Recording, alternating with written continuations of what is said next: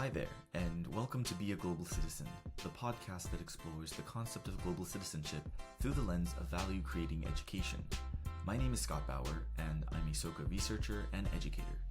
I hope you find discussions, stories, and insights on this podcast to be valuable and inspiring as we strive to become global citizens who are committed to living a contributive life. Enjoy.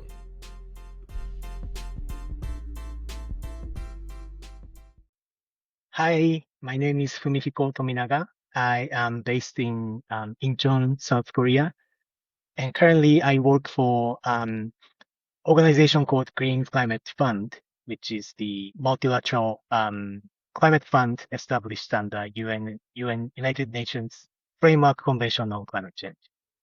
It's a pleasure to be here. Hi, Fumihiko. Thank you so much for joining me on the podcast. I'm very excited to also have you. And it's been really wonderful to connect on this platform. But before that, we were able to connect in person here in South Korea. It's been really lovely to just, grab coffee and see some of the sites with you and also learn about the work that you're doing, the journey that you took to get to where you are. I know there have been many, many different countries that you've lived in, and I think it's really incredible to see someone like yourself be able to navigate different cultures while at the same time maintain such convictions in the work that you're doing as it relates to sustainability, climate change. And I wanted to ask where those, particular interests within your career came from. And I just wanted to pass it back to you and ask about some of the milestones of your journey. Sure, thank you. Yes, and it's been nice connecting with you here in South Korea. I didn't know that you were here. And thank you for the question. Yes, I have lived in many countries. This is my ninth country that I'm living and working. And by living, I mean it's like spending time more than 6 months.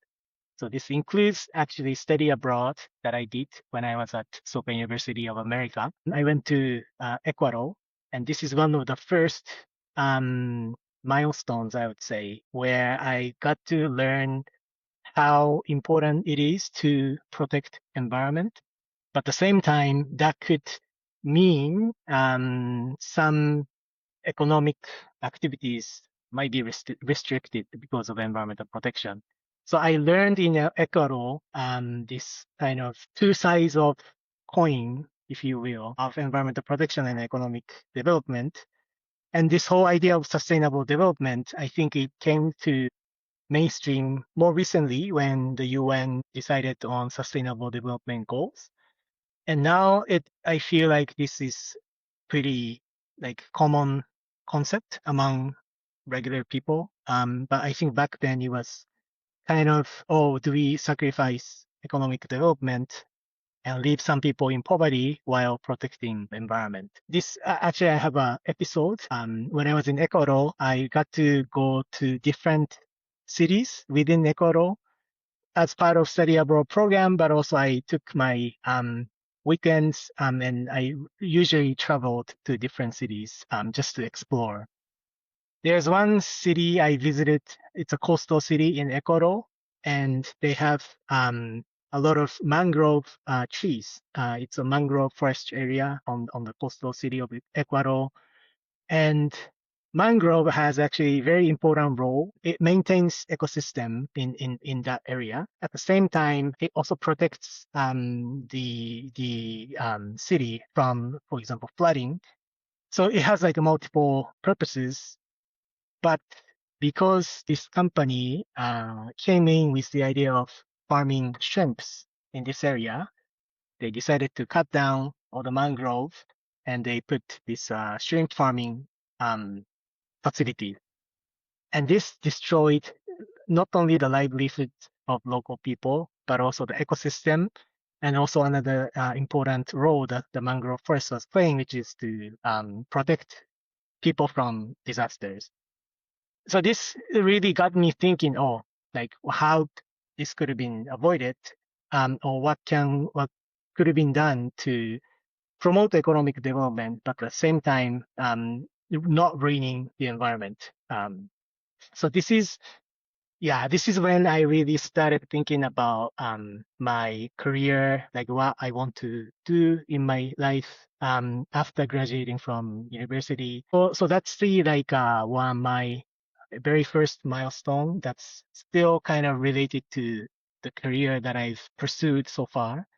And now, I'm glad to say I'm still in this area, this field of sustainability, sustainable development, climate change, and also international development. Because the company I'm working for now, we support climate change projects in developing countries. So the aim is to support their people's livelihoods, at the same time adapting supporting the adaptation of that country to climate change. Yeah, and it sounds very powerful, right? And that it really struck a chord with you, seeing with your own eyes the environment, probably from different perspectives. One, maybe the initial awe of like, wow, I mean, Ecuador is such a beautiful country. It's very, the biodiversity there is incredible. And then at the same time, when you looked a little bit closer and you saw the actual companies that were set up there, like shrimp farming. Also, I Mm. know oil extraction is Oh, really yes. big there as well. And Mm. you mentioned that there's these kind of like two sides of the same coin happening, where of course there would be these really powerful interests for economic development, while at the same time this need to maintain this biodiversity. And why should these things be mutually exclusive? Maybe Mm. there is a way to kind of have both. And that's where the concept of sustainable development, right, through the SDGs came about. But wow, for you, like being kind of ahead of that, um, how did you grapple between those two very powerful kind of like incentives of like maintaining like the environment, right, having that Mm. appreciation for it, and then at the same time, this need of like the local economies might be, dependent on it. But then there's Mm. also these larger macro kind of economies at like larger scales with like multinational corporations. And did you actually study some of that while you were on study abroad, or was it really just kind of the, igniting this interest to then pursue Mm. it for the remainder of your undergrad? And then afterwards, did you go on to like graduate studies, or what else did you do to kind of build Mm. upon that initial firsthand experience? Yes. So while I was in Ecuador, I did study a little bit about environmental policy and how, well, actually the history of Ecuadorian Amazon and how, yeah, oil company ruined. There's this oil spill incident that destroyed a lot of people's livelihoods, including indigenous peoples in the Amazon. Um, but I think my main takeaway was just not takeaway. My from study abroad, I think it just ignited interest in me. So upon returning to SUA, I decided to join Green Planet. I don't know if it still exists, but this is like an environmental awareness club that we had back then. So I started like doing some activities with this Green Planet, like doing like beach cleanup or promoting more sustainable practices on campus. And then back then also SUA didn't have environmental studies as a concentration. So my concentration was international studies. But I was interested in like UN and multilateral system in general. So I was studying that, and also my study abroad experience pushed me to pursue graduate study in that field.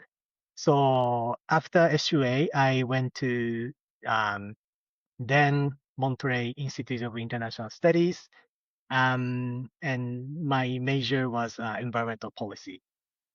So that's where I really started learning more about these different concepts, and how people have come up with different ideas to overcome this very issue of like a contradictory nature of environmental protection and economic development. For example, actually, Ecuadorian government, they said we can leave the oil under Amazon.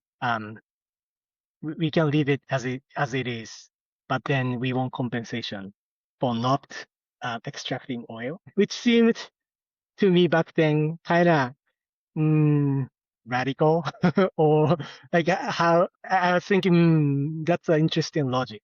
Like how I wasn't sure if any countries would contribute, but actually I think Norway did. They get a lot of revenue from their own oil extraction in that region. So they said, okay, we can contribute some money. So, but I think it didn't generate enough money to make this concept come true. But at the same time, I also learned the concept of payment for the like a vital services that the environment provides. Or this is actually something that I also focused, like I did my research paper on this concept, which is reduced emissions from deforestation and forest degradation. And we call this REDD, REDD, REDD. And this is something that people from developing countries with a lot of forest coverage came up with. And this was actually part of the UN, this whole climate negotiation. So basically, it's if a country protects forest coverage, they don't cut down trees, they maintain certain. Well, they do the study like a baseline study and compare that after a couple of years and say, okay, we had this much of forest coverage. After 5 years, we still do have same level of coverage. And the idea is to pay for that, basically like avoided emissions. So if they would have cut down trees, the emission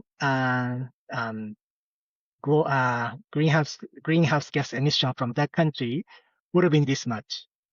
But because that country protected forest, you have avoided this much of emission. So we pay for that result.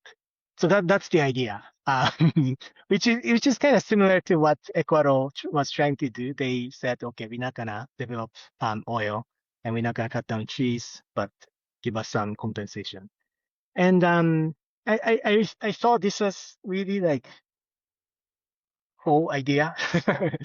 And if it works in reality, I think that's actually a great way to protect environment, but not compromising development of the country. So actually, then I had this like kind of full circle moment when after I started working here at GCF Clean Climate Fund, because GCF does support this result-based payment for RED.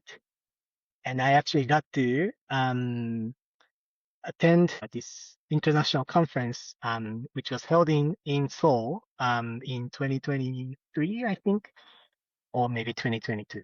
But this whole idea of how to support this idea of RED was discussed at this conference. And I was like working for the organization that's actually paying for that result-based payment. So I felt, okay, I studied this in grad school, and now it's kind of amazing that I'm actually supporting this very concept space that I studied in grad school. So that was kind of cool, cool moment I had after working here at GCF. Wow. Mm.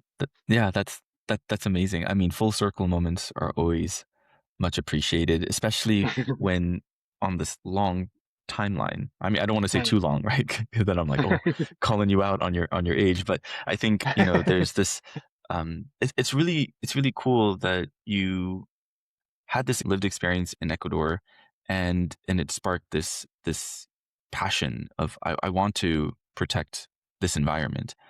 And not just for Ecuador's sake, but writ large, right? Like, what are companies around the world doing in terms of their own kind of extractive purposes for economies of scale? And these incentives are really powerful. right? Because there is a certain level of greed when you think of a corporate structure as being constantly for profit, and they have to make shareholders happy, and so they Right. they are constantly pushing in that direction. And it sounds like, what you had to do initially was like understand the logic that these companies are kind of forced into thinking about, and then you deciding that, okay, I'm gonna like focus on this one example of Ecuador and like, deforestation, and like understanding like how can we address this one issue. I guess this kind of brings me to this question of like, when people think about anything related to the environment or even just climate change, it's so massive, it's so big, and it's so easy to kind of get lost in the sense of, well, what can I actually do? Where should I direct my attention and my focus? And so it sounds like through your career path, you were able to focus on one specific thing. And then you saw this kind of, full circle moment come years later. I don't know if everyone necessarily comes to that moment when it comes to sustainability, but what do you have to say about this, I would say, kind of common feeling that is shared of, wow, global issue with the environment, it's not looking good, but how are they to then act on that? Because not everyone's going to go to grad school and talk about reduced emissions, deforestation and all of that stuff. So, yeah, how did you wrestle with that, or have you heard this from other people around you when having conversations about sustainability? Yes, that's a very good question. And I guess I get this kind of question as well when I've had some opportunities to talk to like high school students, some university students in the past couple of years talking about climate change issues. And one of the questions I always get is, okay, we get you, like we got you, like, okay, climate change is happening. It's like every summer it feels like getting hotter, but what can we do? And that's a very valid question. Um, and I usually talk about like, okay, it is a global issue. But at the same time, climate change, for example, is a very, it's like linked to your daily life. For example, that summer getting hotter is one example. Like you can feel that this is happening. Every summer in Japan, it gets to 35 degrees. Almost like every other day, I would say, in the past few summers. Like 20 years ago, we had maybe 1 or 2 days, one summer, above 35. Sorry, I'm talking about Celsius, degree Celsius. Um, so yeah, I feel like, okay, it's been summer is getting hotter. Um, and for example, the reason why climate change is happening is, well, this like majority of scientists agree that it's being caused by us human beings. We have these greenhouse gas emissions, which causes, basically there's a greenhouse effect over the entire Earth. So we keep more heat from the sun. It doesn't the sun the heat doesn't go back, go out of Earth's atmosphere because of this greenhouse effect. The greenhouse gas emission is linked to also our daily lives. Like if we drive a car, we take an airplane, or even like clothes. Like it's such a we have this fast fashion, like these cheap clothes that you buy, wear maybe a few times and you throw away. And this is also causing a lot of emission. So I usually talk about like you can think about how your life is linked to this environmental issue that we are seeing now, and maybe look at what you can do in your daily life to, for example, reduce your own carbon footprint. Maybe buy a little bit better clothes or good quality clothes that you can wear for a few years rather than like one summer or one season. Or maybe try taking public transportation instead of driving your own car, or maybe you can bike also.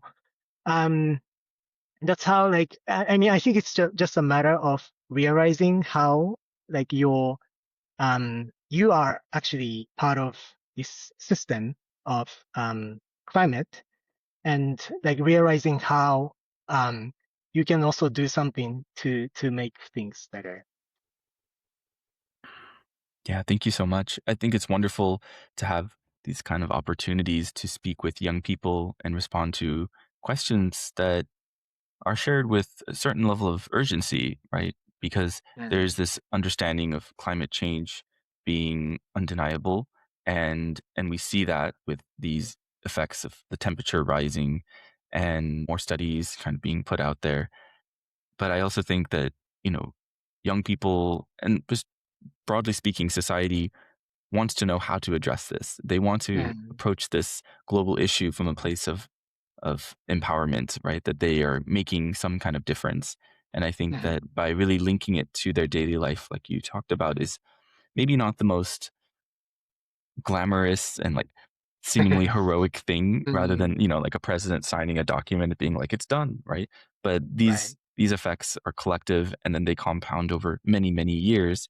And it's something that I think it's really geared towards our lifestyle, and also maintaining a certain awareness of how we are linked to the environment around us, right? And I think Mm, that's something that can be difficult to keep front of mind when we have so many other things that we're trying to do with, studying at school or doing well at mm, work and raising a family and all of those other things.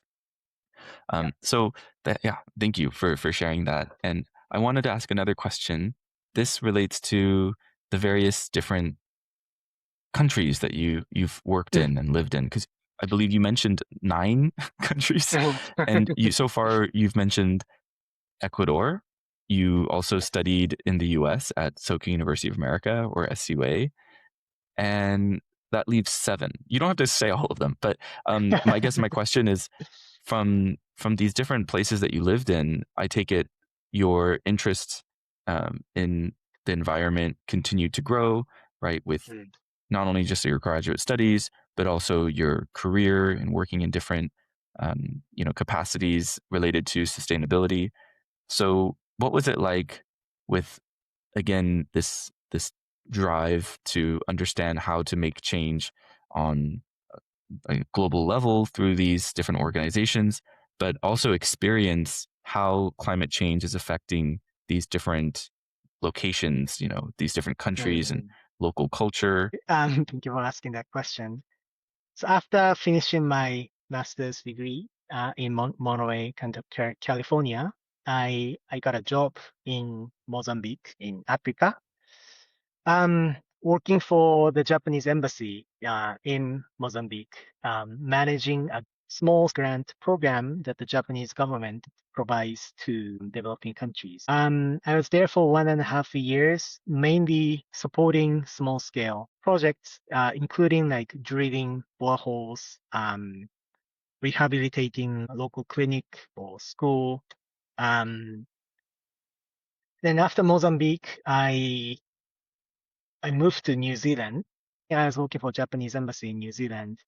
Now this was a little bit more, I would say, maybe policy related, more a little bit like more macro level. So I was in charge of economic affairs between Japan and New Zealand, but also for some reason our economic affairs section also dealt with environmental issues. Uh, so whenever, for example, Japan wants to know New Zealand's positions on certain issues on environment, including climate change negotiations. Like I would go to New Zealand Foreign Ministry and talk to relevant colleagues. But yeah, I guess so. Sorry, maybe just take a step back.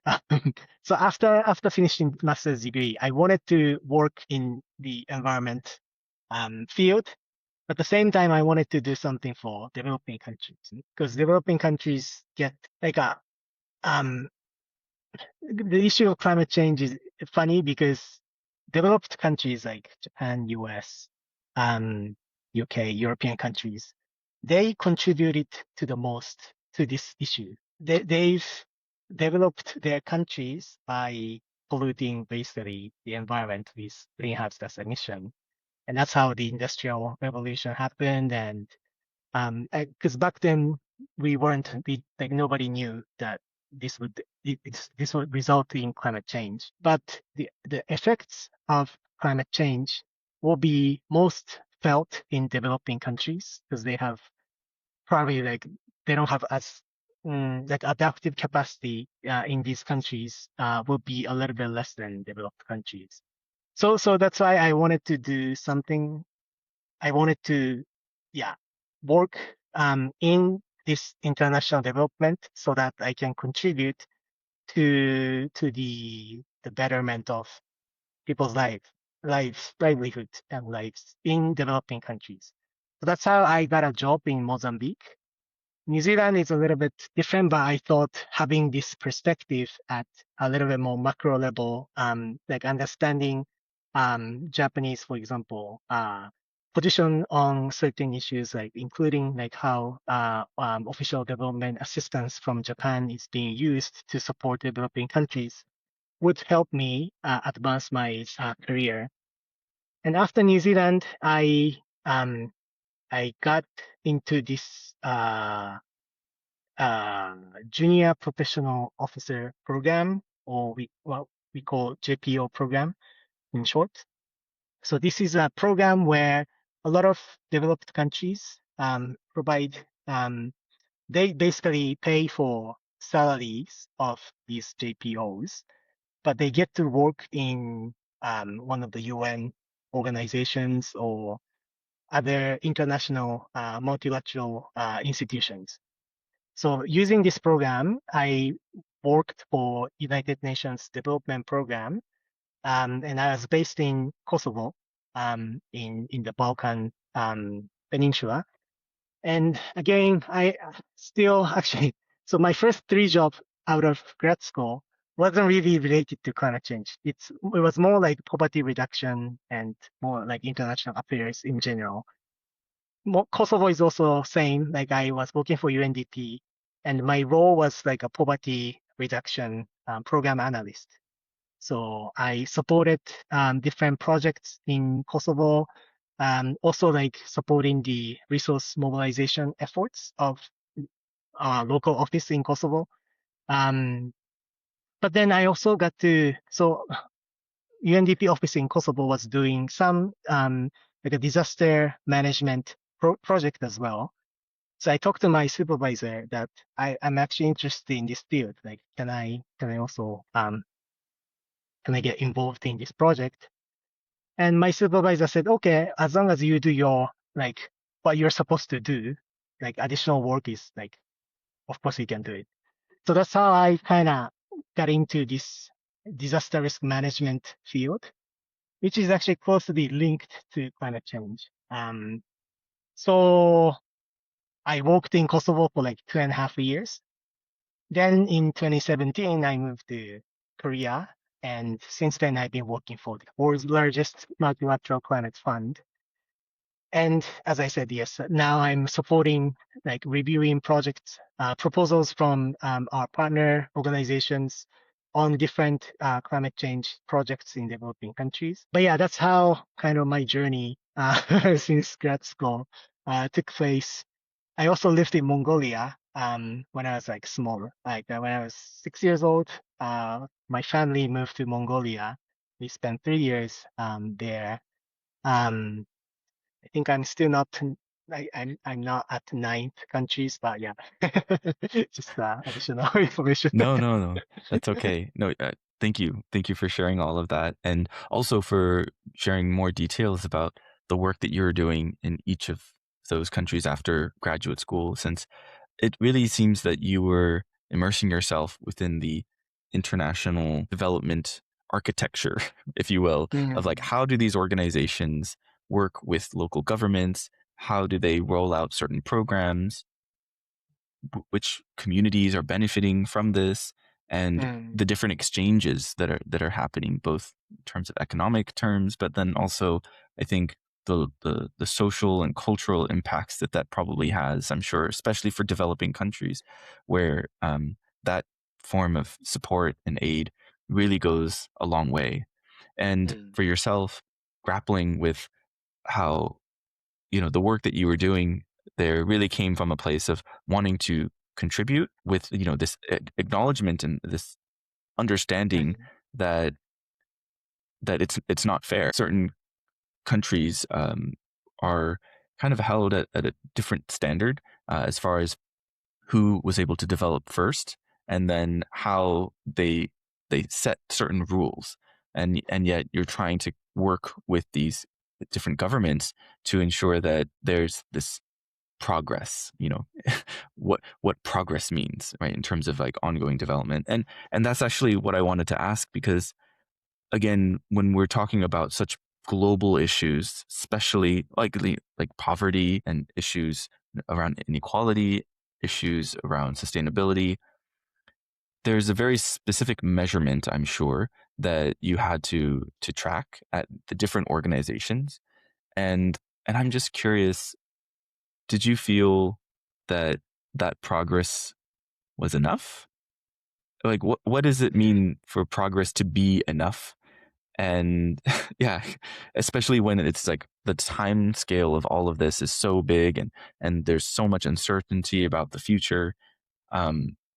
Where does that place you in terms of your work on a day-to-day basis, and then again looking back on your career, what progress meant? Thank you. Yeah, that's a very thought-provoking question. In terms of like poverty reduction, well, I don't know if it's unfortunate. The measurement, the most common measurement is how much money people earn. And we have this particular targets, like if people live under $2 a day, this country is classified as least developed countries. And we do see time to time countries that are classified as least developed countries, we call it LDC, they graduate from this status. So if they have more, if they're generating more economic activities, then they graduate from LDC and they move to the next category. But yeah, I guess it's like how we measure progress is actually quite important, and what kind of indicators and targets we set. This is like a basics of how we develop our projects as well, because we need to be able to monitor the progress that a certain project makes, and unless or without having like proper indicators and targets, we can't really we can't say, oh, this project was successful or not. And in terms of like how organizations track our own performance, sometimes I felt in certain organizations I felt maybe this is not a great measurement. For example, oftentimes these development institutions, we measure our progress um, uh, by the amount of money we spend. So, for example, if we have a project of $3 million this year, I'm supposed to spend 1 million. And it's not just spending money, but of course we do different activities with this $1 million. But in the end, whether my performance was good or not will be judged by whether I actually spend 1 million according to the plan. And so I see like some colleagues are like toward the end of the year, because maybe they didn't plan well, they start spending more money, like maybe having more workshops in like toward the end of the end of the year. So like I see some people from different like, because oftentimes we involve stakeholders in these workshops or meetings, um, and then they get like this workshop fatigue, right? Because there's so many happenings at the at the end of the year. And I thought, okay, maybe this is not a great way to to measure our performance. But I guess there's like this is I think still pretty common way. And I feel like there could be a better way to do this. But this question is still I haven't been able to answer my own question, so it's ongoing struggle to to find a better way to measure progress in general.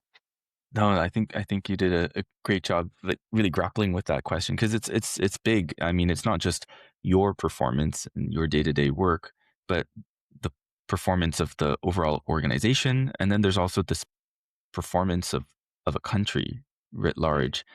And I find it reassuring that the many different tasks and goals that are set to really understand where the money is being used is important to hold organizations and governments accountable. Mm.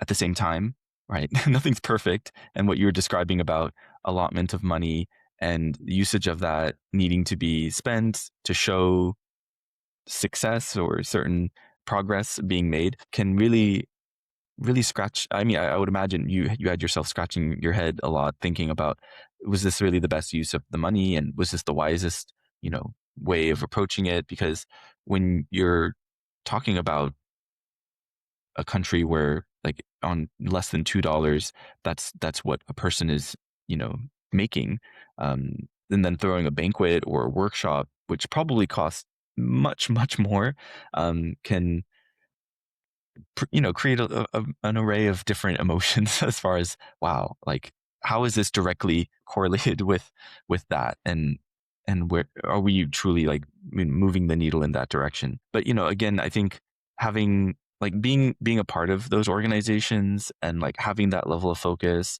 and I think accruing these experiences of really tackling some of the biggest issues that the world has, really trains you to think about your daily life, and then these interactions with global international figures, as more of the global citizen kind of perspective. So I wanted to ask you about this term, global citizen.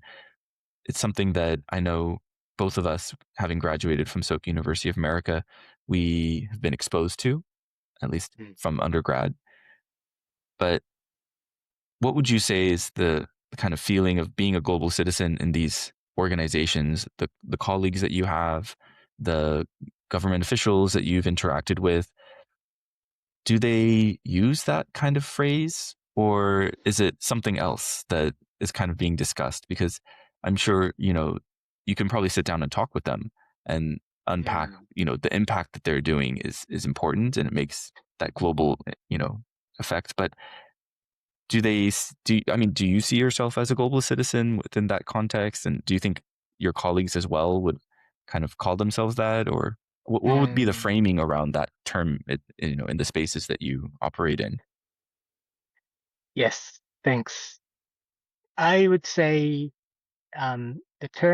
this exact term, global citizen, probably uh, uh, is not used as widely as, for example, at SUA. But I think the spirit of it, or essence of being global citizen, is probably practiced in these organizations. Like my current company, Green Climate Fund GCF, we have staff members from I think over 70 countries or something. It's like one of the most diverse organization. Like people with different diverse background work here. Um, and it's um, it's intriguing to to be able to work with this many kinds of people in one organization. And I think being global citizen is to be able to put yourself in other people's shoe and understand where they're coming from. And also, I guess, it's not just at GCF, but like when I worked in different organizations in different countries, like being able to empathize with your counterpart and understand where they're coming from, and we have discussions on the same like footing, and then create something meaningful together. I think that's the kind of essence of being global citizen.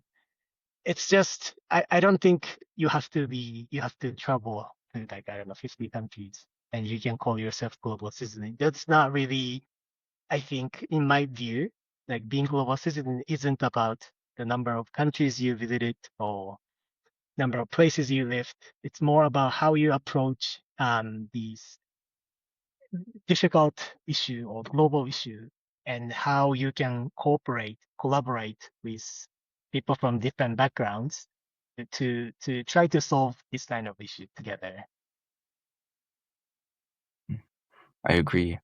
And the sense of like collaboration, I think, is really important because I'm sure each of those colleagues from the different 70 countries probably have maybe done something that has created some friction, right? Because they do something a little different. They approach a certain conversation with a very specific mindset and different communication styles, and yet you're all compelled towards a shared mission at GCF. Yeah, So GCF. I think that shared sense of mission also probably comes into play as far as really drawing from the strengths of each of those individuals, and yeah, just really trying to work together despite maybe some of the challenges that comes with having such diversity. And I like that you talked about not needing to travel to so many different countries, like live in 9 countries in your case.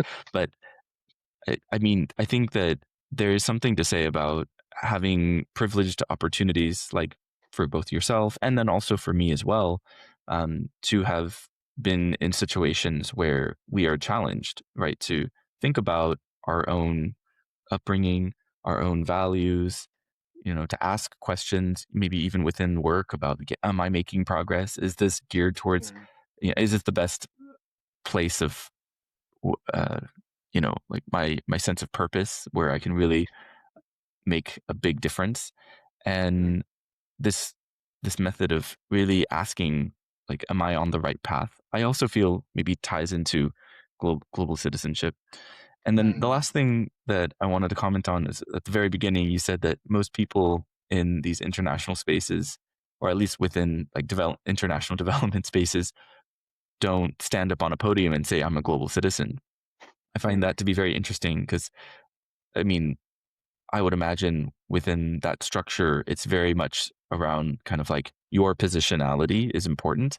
You're speaking on behalf of the Japanese embassy, right? Or you're speaking on behalf of a organization, but that is based out of the US, right? And so there's always this kind of like posturing and positioning that probably comes into play where suddenly taking on a broader identity may be a little presumptuous of that person. People might kind of get the wrong message, but you spoke about it's really about the spirit of global citizenship that matters.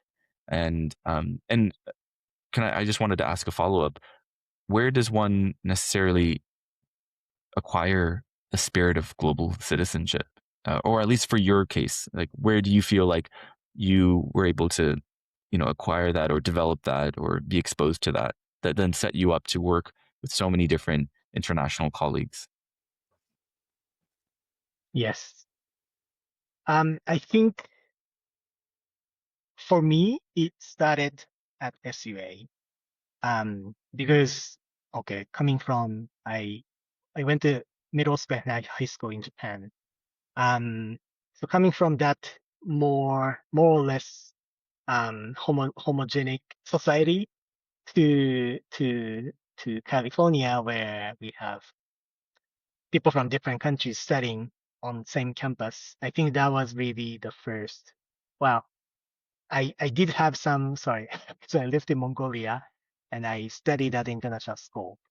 But like that's like maybe a sixth or maybe it's a little too small. So really like I think SUA was my starting point. And I guess through experience, like study abroad, actually the other country I haven't mentioned is El Salvador, where I did a 1 year volunteer work. So doing these things in different countries definitely helped. But again, and like you mentioned, this is like I understand this is a privilege. It's not like everyone can probably do it. But I think like doing like the spirit of like global citizenship, as I mentioned, it doesn't have to be always international. Like there are people, like maybe in your neighborhood, maybe who you don't agree with, and try to like understand that with like trying to understand that person can also be like a practice to become global citizen. So it's not like you have to interact with people from different countries. It's more about maybe like within same country. In Korea, for example, maybe you don't agree with certain people, certain colleagues in your company. That could be an opportunity to also like put yourself into this global citizenship shoe and practice this kind of thinking. Okay, why this person is disagreeing with me? Like, what's the motivation? Like, how can I understand this person better so that we can come up with a like a mutually agreeable solution? That could be, I think, could be a practice that you can do to develop this kind of thinking. I totally agree. And I appreciate, like early in the conversation, you talked about some of the advice you would give to these different students, right? About how climate change is linked to their daily life. And there were some very concrete things that you talked about. You can be more mindful about consumption of clothes, gas, cars, food, all of that is important. And what you're talking about now speaks to these practices that come from a spirit of curiosity, of leaning into complexity, albeit, maybe discomfort of like leaning into something that maybe you don't fully agree with, but that you're seeking to understand. And I think that, having that broader stance and like willingness to really hear someone out, it really shifts the other person's perspective as well. Not necessarily with this eye of, I'm going to persuade them by just being very considerate and open minded, but I think really to have them feel properly heard in a society where oftentimes the the knee jerk reaction is not to fully listen, but to make judgment and perhaps reject, in a split second, whether you agree or you don't. And and so by having that practice that you talked about, I think is very important for us to apply on a daily basis, moment to moment basis as well. Because, you don't have to leave the country to find yourself in a whole set of different challenges when it comes to communicating with people around you, be it on the street or in the workplace. So I find that to be very relevant and another very concrete way to take action to understand the impact that we're making on the local and global level. And there's this anecdote I have from high school where my math teacher, he used to talk about like if you wanna be a global citizen, you need to have this. And what he mean by this is actually like physical strength, like being able to, for example, like if I go on work trip these days, like I have to fly, I don't know, 12 hours, and immediately after arriving, I have to attend a conference all day. And it's like, and I really now understand what my math teacher was saying. Like, you have to be tough. Like, you have to be able to, um, like push through these, international trip, attending conference, doing work, in the evening, have a conference call, in the morning. Like, it's very tiring. And I think now I really do understand. Okay, yeah, I need to be able to do all these things and still function as a regular person attending conference, for example. So and that's why I do marathon, and it's actually good way to also distress, but also like I ever since I started running, um I don't get cold like these days. Like I used to like okay once a month like I have like a terrible headache or like I have fever. But ever since I started running, like that's kind of went away. So maybe one suggestion I'd make if you want to be able to do this kind of work is to have a lot of stamina and physical strength that so that you can push through like hard, um, intense schedule that you might have in the future. It's a great suggestion. And I'm right there with you. I'm running the marathons too. And it's important to have healthy body so that you can have that vigor translate into the actual work of like showing up to all the different places, meeting with people. And yeah, I think it's a great way to refresh as well. So thank you for that suggestion. And yeah, any other recommendations in the book and movie department? Yes. So my this is also my favorite movie, which is Shawshank Redemption. And it's well, I guess now we can call it classic.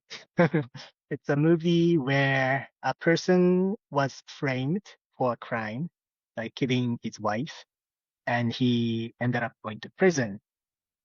But he like it seems the situation was like completely hopeless because he was framed. He didn't have any way to prove his innocence, and he's just stuck in the prison, like a maximum security prison. Um, then he started plotting his way out. Um, and I don't, I guess it's a pretty famous movie, so we probably don't have to elaborate on the whole story.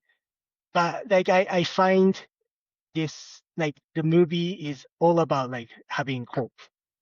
Um, no matter what your situation may be, as long as you keep hope in yourself, you will be like you will prevail, like you will be able to achieve what you want to do. And yeah, in the end, he gets out from the prison and he spend the rest of life in like a Mexican coastal city. Um, but yeah, it's I think like having hope. It's the message of this movie. So like in my view is like keeping hope in yourself. And keep positive and move forward no matter what. Thank you for that wonderful movie recommendation. It's a great movie.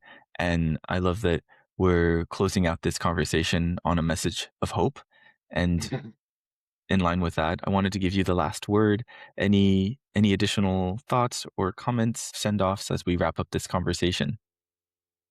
No, I just wanted to say thank you for hosting me. It's been a great conversation, and if any listeners have any questions, I'll be happy to answer questions. And also, I'll be happy to like provide some advice if they want to have some career session with me. I'm always open to provide suggestions, guidance, advice to younger generations.